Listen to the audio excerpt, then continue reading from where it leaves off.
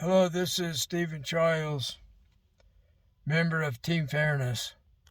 I don't win, but Team Fairness wins. Everyone's invited to join Team Fairness. Did you hear that? I was going to say the word enjoyed it. It's freaking bizarre here in Orem, Provo, Utah. I just picked up two young people from a BYU housing facility. And the guy that gets in, he doesn't even act human. He talks strangely. He told me to shut up. Indirectly. They played like I wasn't here. He was talking to the girl. The girl got nervous. So I'm getting this telepathic message, kill us, like they're trapped. Whoa. It's like freaking Twilight Zone. Aliens have taken control. Well, see, I was given the dream they've already had control. Forever. Before humans evolved into humans, they've had control of the earth. So, it's time for them to stop their unfairness and stop controlling the earth. So even though this guy thinks he's like more powerful than I am, I told him who I am. And I told them about Team Fairness. And that I was told in a dream to declare war, and I'm not violent. We don't need to be violent. People get in wrecks and stuff. There's been a couple of automobile accidents today. People are very confused today. Confusion happens when we're lied to. So if you're thinking something is true and it's not true, then you get confused when someone tells you the truth. It can get quite severe, cognitive dissonance. And so you'll make up stories to make the falsehood true so that your mind doesn't get confronted by this evil. You have to come face to face with evil. Don't worry, good is more powerful. We win. And the evil is invited to join with us and stop doing others wrong. So I explained how the Mormon religion will be protected from other religions when they join with the World Fairness Agreement idea. So, I can only hope that what I said did a lot of good.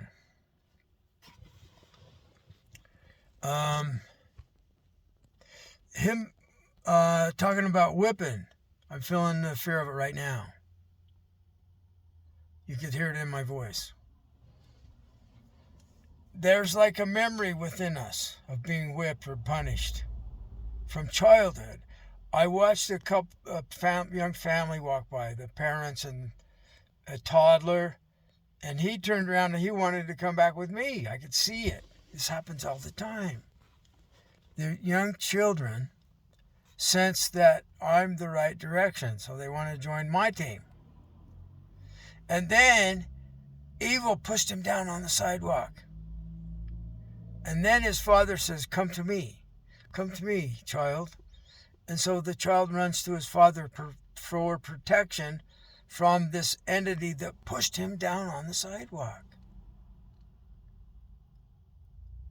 So we are conditioned, we're trained, our behavior is tailored to run to protection from the people that are telling the truth and to run to the people that are surrendered to the lie. The Mormon Church is a religion that's surrendered to the lie. But the power of goodness is hidden within writings. So the spirits that Joseph Smith worked with told this thing in a secret way.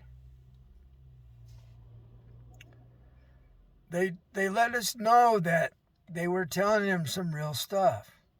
He drew dog ears on the character that he filled in the blank on the page, the papyrus page. The top corner was torn off, it was gone. And this is the document he wrote, the Book of Abraham, and it's about the Council of Gods on the Kolob. They're from Kolob, the place where God lives, and they're the gods of Earth. That's the extraterrestrials. See what I mean? So he put dog ears on a guy that wasn't there. The Spirit told him to put dog ears on a man. Why? He had no idea? This is what I'm speculating. They already knew that a few years later the Rosetta Stone would be found, and other documents of the same document would be found, complete with the top part there. And it's not a human, it's the jackal. It's Horus. It's actually the Egyptian Book of the Dead, where the people are weighed with a feather. The people that did good go to heaven, and the people that did people wrong go to hell. This was in Egypt before Christianity was even thought of. And they were all about the afterlife. Egypt was. So, growing up, I'm thinking the only religion that's about the afterlife is surrender to Jesus religion. No. The Hindus were chanting before, anciently, way before Christ, for immortality. One of my favorite mantras, I forgot the name of it. It's Asato Ma Sat Gramaya, Tamaso Ma Jyoti Gramaya, Mrityor Ma Amritam Gramaya. And it means lead me from darkness to light, from deception to truth, and from death to immortality.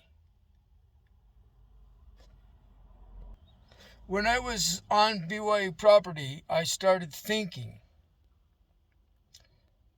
a Hindu mantra. I was struggling to think of any mantra. They were trying to control my mind. He was. She realized it, and she joined with me. He felt her get free from his dominion, and she joined with Team Fairness. It was not spoken, but I could feel it. It's secret for her own protection. So, I finally mustered the ability to put some thoughts together. And I thought of Om Namo Shakti Shivaya. Om Namo Shakti Shivaya. And then I was able to think of some other ones. The Buddhist mantra that had a lot of power for me recently that I heard at the Buddhist Sangha I'm practicing with, it's Thich Nhat Hanh Buddhism. And toward the end of the meeting, at the end of it, we say Namo Shakyamuni Buddhaya. And I'm hearing shut up, and I don't shut up. They can whip me. I've seen people turn and fake whip me from out of the blue today. And then this guy's talking about whipping me. Namo Shakyamuni Buddhaya. Say it. If you have opposition, keep connected with us, with Team Fairness. Learn about some other non-Christian deities. I told them I'm not with Jesus. I'm with Baphomet. I'm Baphomet, the goat-headed, the scapegoat. They put the sins on the goat, and they banish it to the desert to die. Buddhists think your sins don't leave you; they go with you. So the best thing to do is don't do people wrong, because whatever you did in your life is with you forever. You can be forgiven for what you did, but the sins are not washed away. We don't wash away sins. I remember hearing the Dalai Lama say that years ago, before anybody had heard of the Dalai Lama in the USA. Very few people. He was speaking at a college. So, this has been like the Twilight Zone like power, an alien force controlling the planet. See, I was shown this in a dream, that it's true, and that there's a war against them. They told me to declare war, and I did in my dream. And they told me that they're going to stop trying to control us, and I guide them. And I'm like, how do I guide them? Well, 30 years later, I wrote the World Fairness Agreement. So their religion will be protected. They just have to stop believing in beliefs that are harmful to innocent people. All of the religions have to stop believing in beliefs that are harmful to innocent people. So then the religions are protected. Islam is protected. Christianity is protected. Judaism is protected. And all the other religions are protected. But they have to agree to the World Fairness Agreement. And then we're not found as guilty of anything because we were born into this insanity of unfairness. So people have done things they would not have done in their right mind if they hadn't been done wrong themselves. So anyway, we're making progress, and they're trying to silence me, and you can see what happens. I just pull over, park the car, and I make a video and publish it, and it's going to be, I'm pushing the button right now. It might be button A, because I've been thinking about just destroy the whole planet. I had a dream that I could push button A and it would just destroy everything to stop it, to stop the evil that's controlling us. So there are evil tyrants, bullies. They're narcissist-like people that have control of planet Earth. And they're working from these beings that are non-human that work through their mind. And remember that story about the child that was pushed down by one of these alien spirits so that he's trained to be afraid of them and to run to protection from somebody that's already under control of the evil aliens. That's how they do it. Love you. Love everyone. And don't do anyone wrong. It's possible to love all of these beings that are doing evil, humans and otherwise, demonic, whatever. It's possible to love them, knowing that's the most powerful tactic we have to win. Because when they're doing their worst to offend us and to make us angry, and our response is, we love you, and we invite you to join with us for safety. They know we got more power. See what I mean? We have more power when we can return love for their offensive behaviors and offensive thinking toward us and their attempt to dominate. They cannot dominate us. We love them anyway. They're invited to join us and stop being bullies. Thank you.